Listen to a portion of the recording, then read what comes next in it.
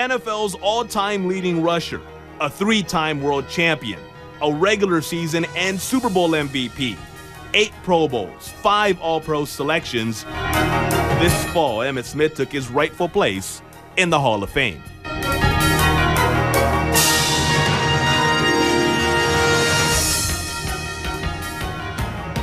It's not real difficult to describe. It's like all the things that I thought I was prepared for or had been prepared for and the experiences that I've had throughout my life, whether it be winning the first Super Bowl, second Super Bowl, including third, breaking the rushing title. The Hall of Fame was something that was really over the top. It was bigger from a personal experience than all of those things. Mainly because I knew it was the last moment. It was the last chance for me to say thank you to the fans for all the things that they have given me from a football perspective and the support that they've given me, and was every bit of amazing as winning a Super Bowl. His 3 Super Bowls are 3 big reasons Emmitt will forever hold a special place in the hearts of Cowboy fans. In forming the triplets with Troy Aikman and Michael Irvin, Emmitt was maybe the best player on one of the best teams of all time. When he looks back, Super Bowl 27, the first one against the Bills, is where it all starts. Nothing sticks out more importantly than that very first Super Bowl, because there's nothing sweeter than the very first one. All of them don't taste the same. The very first one is like biting into a brand new, ripe, blood red orange. It's so sweet. The rest of them they're good, but they're not as good as the first. The excitement on the second ones are nowhere near the excitement on the first, because there's nothing like your very first one, because you're never prepared for what will happen within that first one. And when you win it, it makes the very first one all the more sweeter. I know Cowboy fans wish, they could turn back the clock and put you and Troy and Daryl and Michael and Jay and Charles and all the guys, put you back in a time capsule. Right. Is there still a little part of you that says on a Sunday when you're around the game that says, or is that totally all gone now? You know what? I would never say it's all totally all gone, because I think that there's still a little part of me. Even when I'm watching the game, I'm twitching and moving with the players as they run. But I am so thankful that I've had 15 years in the National Football League, and 13 of those years has been 13 great years with the organization that I always wanted to play for, which is the Dallas Cowboys. And so I've gotten all the football I wanted to have out of my system, and I'm so thankful that I'm able to walk away from the game with my head hung high, knowing that I've given it everything that I've given it, and have received from it all that I needed to receive from it. And I feel good about I didn't rob the game. The game and I was made for one another. And we both gave it our all. The game gave me its all, and I gave it all I can give it. Because of all his success, it's easy to forget that it hasn't always been this way for Emmitt Smith. The too slow, too small labels started in high school, and if the Cowboys' initial draft day plans in 1990 would have worked out, the Florida native would have never suited up for Dallas. 20 years later, the rest is literally history. I've come a long way from Pensacola, and along the way, there's been some bumps, some hills I had to climb, some valleys I had to go through. But you know what? At the end of the day, I persevered through it all. That's what the American dream is all about. It's not about taking a shortcut. It's not about going around the mountain. Sometimes you got to go over the mountain and through the hills and in the valleys and come out of it in order to truly appreciate where you've been versus where you are today. And for me, that journey has been amazing. So anytime I'm faced with adversity, I can approach it in a number of ways. And through my career and through my experiences in life, the best approach when you're dealing with adversity is to have a positive attitude and try to overcome that obstacle with great thoughts, good thoughts, no matter how difficult it may be, because we all have challenges that we have to overcome. But it's your attitude that determines your aptitude. James catches It hurts because it's one of those moments where you're going to be thinking about what we could have done better in the last few possessions. So many times, all night long, all tomorrow. Have you gotten over that yet? I mean, yes. I didn't think about that every day during the summer, but when it comes up and when you see a highlight or somebody talks about it, then you definitely, they bring it to you, so you have to remember it. And it was a very tough loss, one of the toughest we can all have. But life goes on, and this year we're going to have another great opportunity, and at the same time, we put ourselves in a great spot. We made it to the finals. We got to a situation where a Game 6 was on the line and about to win a championship. So we can't all of a sudden forget about all we accomplished just because we didn't play good that game. Last year was the first time I can remember that people criticized you and criticized certain things about your game. Did that hurt to a certain point? Because to tell you the truth, I don't know. I don't listen, I don't watch, especially at that time. So for example, if it happens in February, March, then you are more relaxed and sometimes you're going to read something. During the finals, you are isolated. And if you hear something, because they ask you one-on-one. And one-on-one, they don't say the same things that they say when you're not listening. So, no, it really didn't affect me much. What affected me was that I knew what I was doing, and I knew I was not playing my best, and that was the part that hurts, not because of what people said. I'm not going to ask a silly question that everybody asks you guys every single year, right around this time. Is this your last chance to win a championship? The better question to ask is, given how close you guys came last year, and to start all over again now with a new season, does it feel like everything has to go right? Everything has to go perfectly for you guys to be in that position again? That's for everybody. Everything got to go right. Sometimes you have a great season, then you have an injury during the play, like Oklahoma City, what happened with them. Sometimes it happened to us. Sometimes you do everything great and a ball bounces the wrong way and you lose the championship. It is like that. What I do know, and this is my 12th season with the Spurs, is that every year at this point I felt like we had a chance. That we are talented enough, we are smart enough, we work hard enough, and we got the group, the core, to make it. And that's a very important thing. Do you know how many teams in this league know that they don't have a chance? And that's difficult. Maybe they get used to it, but every year in these 12 years I thought we can win it, and that's a great thing. Champagne, confetti, they are the sights of an NBA championship, a fifth for the Spurs in franchise history. If it were Baylor Theater, this would serve as Act 3. After starting the year 12-1, the Bears began the Big 12 portion of the schedule 2-8. They've since gone 11-2. Beat Creighton today here at the AT&T Center, and Baylor would be 2 wins away from turning Act 3 into the Final Four.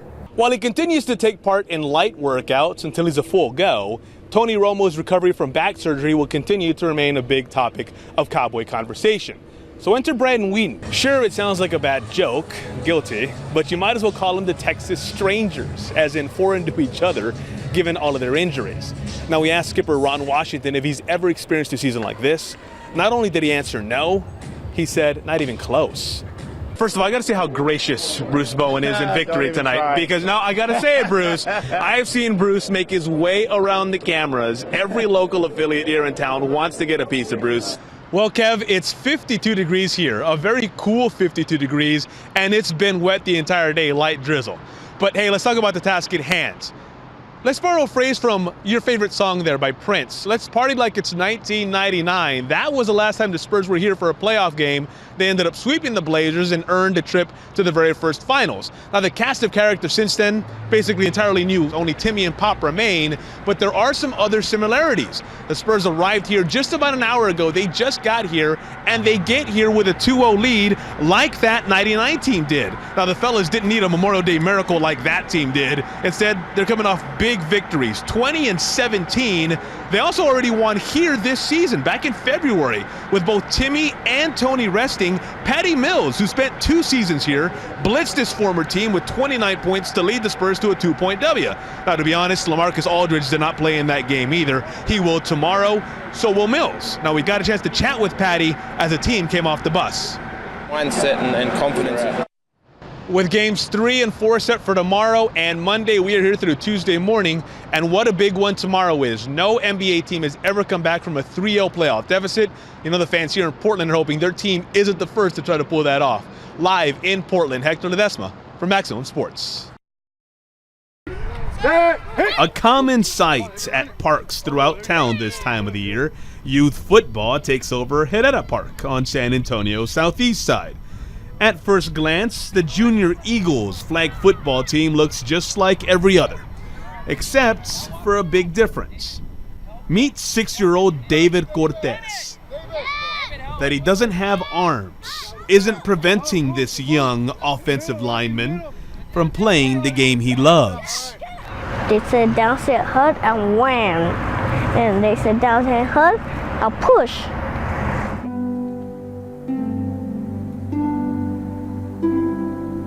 Born with what doctors call a sporadic birth defect, David has spent his childhood living without arms. And while he's adjusting quite well, the curiosity that fills every little boy is very much a part of his personality. He came to me and said, "Mom, I wish I had arms."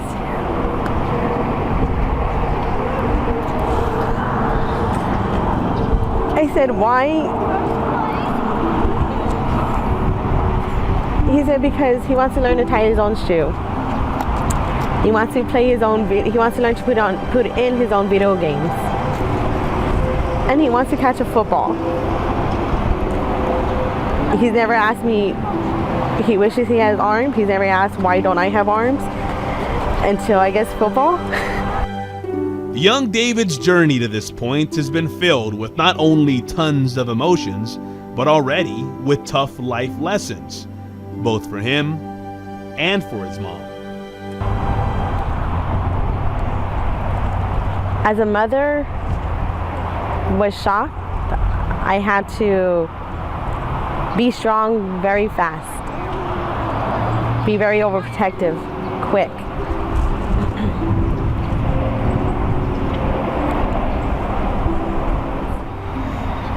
I'm not always going to be there for him. My youngest son could do everything on his own. My oldest son, he needs to learn to do everything on his own. So I push him more than I do my youngest son. Family is a big part of David's life. His interest in football started right around 2 years ago because he'd see his older cousins playing. When he asked Mom if he could play, I say that there's no can't. I don't want to hear an I can't, because he can always do something just a little different. And if we don't know, we'll figure it out. So when you have a kid who wants to play, who doesn't have arms, is your initial thought, okay, how? Yeah, that was like I tried to figure it out, but you know, I saw this kid's heart. I love it. I love football practice. It's fun. Very fun. the worries of whether David would be allowed to play then turned into a new set of concerns. He has no way to catch himself. He needs to learn to, he has learned to, when he falls, to roll over instead of falling flat on his face. Dust, dirt, you know, he can't put his hands up to his eyes and cover his eyes. You know, for that we have to look for special glasses for him. A lot of people don't have to worry about that. He does. But David hasn't let those disadvantages affect his play. Like a true competitor, he's instead become a pretty valuable part of the team. Plays a right guard, and sometimes he'll play fullback. He'll block for the running back. So, you know, he's good. He's actually pretty good. Yeah. Really? So it's one of those things where he's not only out here playing, but he's turning himself into a good little player. Oh yeah. So you like to push people out of the way? That's why you play on the line? Yeah. About the only thing left for David is to carry the ball. And while he hasn't been able to do it in a game just yet, it's only a matter of time. And you're going to ask me, how is he going to run the ball? Well, we ask him to put his T-shirt. We put the ball in his T-shirt, and he bites down on the T-shirt, and he runs the ball. I want very fast. And we sit down, sit hard. I want fast. What's the first thing that goes through your mind when you see him doing that? Oh, that's my baby. Brings a tear to my eye. Very proud of my son. Very, very proud of my son. He uses his feet to do what most of us take for granted. He uses his shirt to carry a football. If it seems like nothing is impossible for this little guy, maybe not much is. Do you want to be playing football for a long time? Yeah. Yes, of course. So when David comes to you next year and says, Mom, I want to play tackle football. We already talked about that. My brothers and I already figure out how we're going to adjust his football padding to him. Would you be surprised if you see him one day out on a freshman football field? I wouldn't be surprised at all. That's how much heart he has. I wouldn't be surprised at all. That boy could probably even play varsity, you know. I mean, he has that much determination and that much heart that I believe that he'll play in high school. This is Maximum Sports.